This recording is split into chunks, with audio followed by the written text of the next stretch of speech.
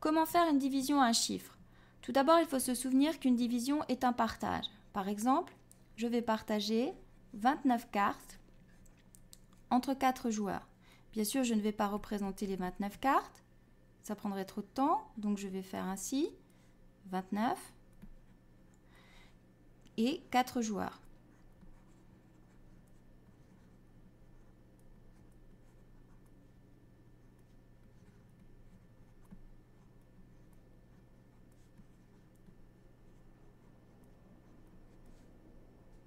Comme vous pouvez constater, je ne suis pas la reine du dessin.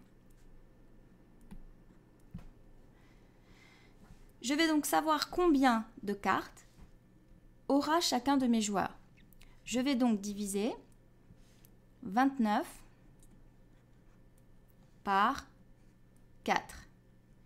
Ici sera le quotient de ma division, c'est-à-dire ce que je cherche, le nombre de cartes que chaque joueur recevra. 29 est appelé le dividende. 4, c'est le diviseur. Je dois donc chercher mon quotient, ou bien combien de fois 4 j'ai dans 29. Ma première étape va donc être de savoir combien de chiffres a mon quotient. Si mon quotient est égal à 1, alors 1 fois 4 égale 4. 4 est plus petit que 29. Si mon quotient est égal à 10, alors 10 fois 4 égale 40. 40 est plus grand que 29. Je peux donc dire que mon quotient est compris entre 1 et 10. Ce qui signifie aussi que mon quotient a un chiffre.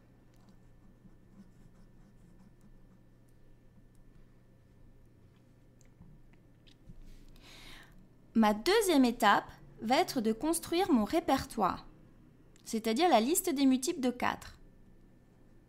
Là, c'est ma deuxième étape. 4 fois 1, 4, 4 fois 2, 8, 4 fois 3, 12, etc. Ma troisième étape est de poser ma division. 29 divisé par 4. Ici, je mets un point, car je sais que mon quotient fait un chiffre. Puis je me dis, combien de fois 4 dans 29? Je cherche alors dans mon répertoire.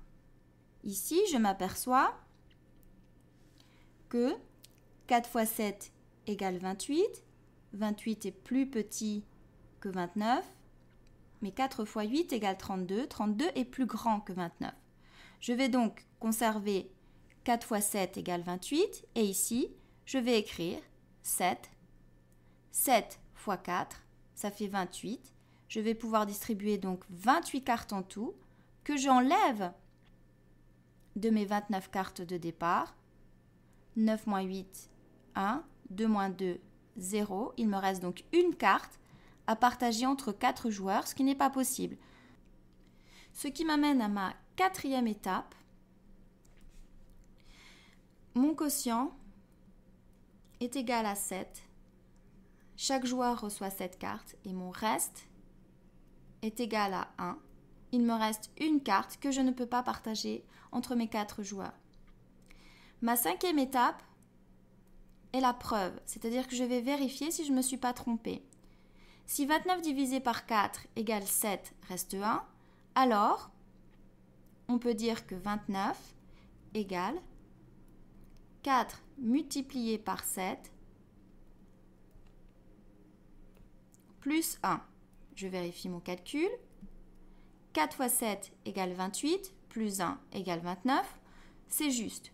Si mes nombres étaient plus grands, j'utiliserai alors une calculatrice pour vérifier.